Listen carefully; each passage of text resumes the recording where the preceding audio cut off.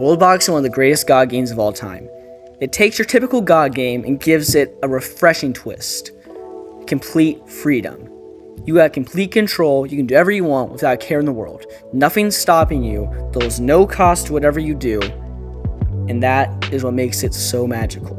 I spent hours in this game just watching the systems interact with each other, not even doing anything, because that alone is so interesting.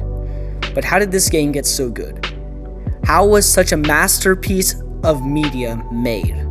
Today, we're going to find out how Worldbox went from a game on Newgrounds to one of the greatest God games of all time.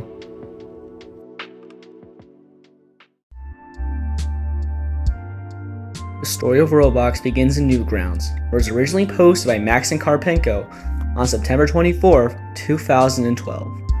Unfortunately, my phone can't run this, so I have to make do with these images I found online. However, you can see the game is very simplistic at this point. You can't zoom in, and there's not even a power bar. You just press buttons to use the powers. But some things haven't changed. It still has the same art style, and you can still do whatever you want without any restrictions and still create amazing worlds, showing that the core idea of Worldbox was there from the very beginning. Worldbox isn't the only game that Maxim has made though. He's also made Little Stars 2.0, which is a sequel to his original game, Little Stars for Little Wars. This game is available on the Play Store and had mild success, reaching 500,000 downloads. If you're interested in playing Little Stars for Little Wars, go to maximkarpenko.org. Worldbox remained unchanged for 6 years, until in 2018, Maxim released Super Worldbox on the Play Store. The very first version, 1.13, was very basic and didn't even have a loading screen, which was quickly added in 1.15.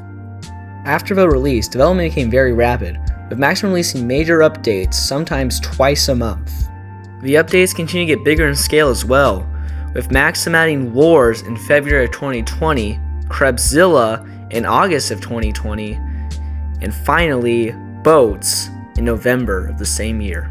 Worldbox's community also grew, gaining their own subreddit and even a Discord. However, while Maxim was working on the boat update, he discovered something that changed everything.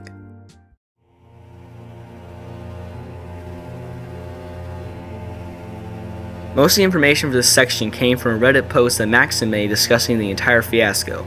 If you want a more in-depth look at what happened, you can check it out there. But now, let's continue the story. The trouble began at Dev Jam in 2019, where Maxim and his brother had flown to help promote Worldbox and grow their community. Maxim said it was great at first. He met lots of cool people and got valuable feedback on the game. Then, Maxim was approached by someone. This person didn't want to play the game or provide feedback. They had a much different goal in mind. They told Maxim they were from a successful gaming company of over 30 plus people and showed him several games they had made that got millions of downloads. They also spoke highly of their own business skills and said they had many solutions for any problems Maxim may be facing. After this, they offered to buy Worldbox for a very large sum of money. Maxim wasn't sure if he should go through with it though. He thought that maybe these people didn't care about the games and only cared about the money. And sure enough, he was right. The games they had were full of exploitative practices like monthly subscriptions and hundreds of microtransactions.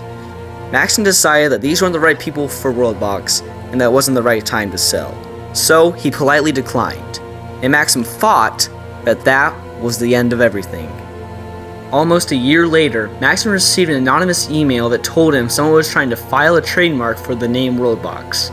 Someone was trying to steal the name of the game he had been working on for 8 years. And even worse, the name was being used on a copycat game that was trying to lure people away from the real Worldbox so they could play this garbage copy and paste version.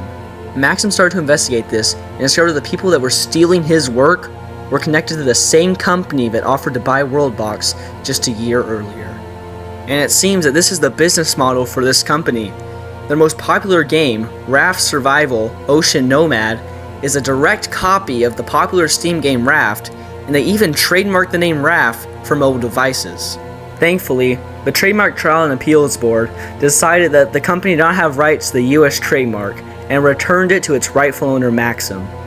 And while the copycat game got removed from the App Store, it remains on the Play Store to this day, has over 1 million downloads, and is no doubt made the company millions of dollars off their outright plagiarism.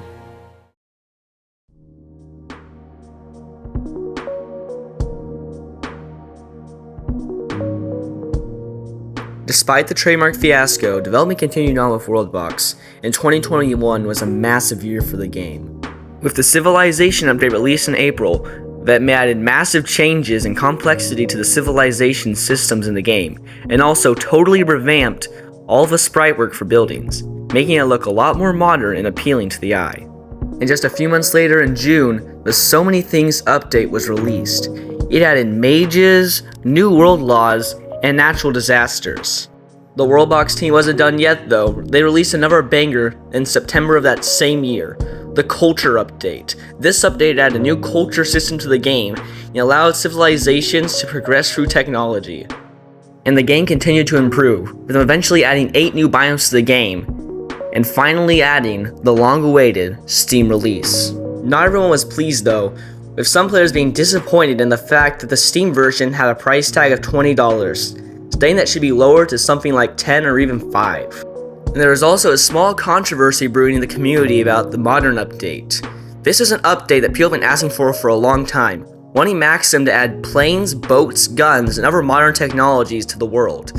However, Maxim made a post where he said that he was never going to add this as it wasn't the focus of the game, and that the main goal was to make the ultimate god simulator, and not your average progression through the ages game. The player base supported Maxim's decision, and stopped talking about the Modern update altogether, which made these controversies small footnotes in Worldbox's long history.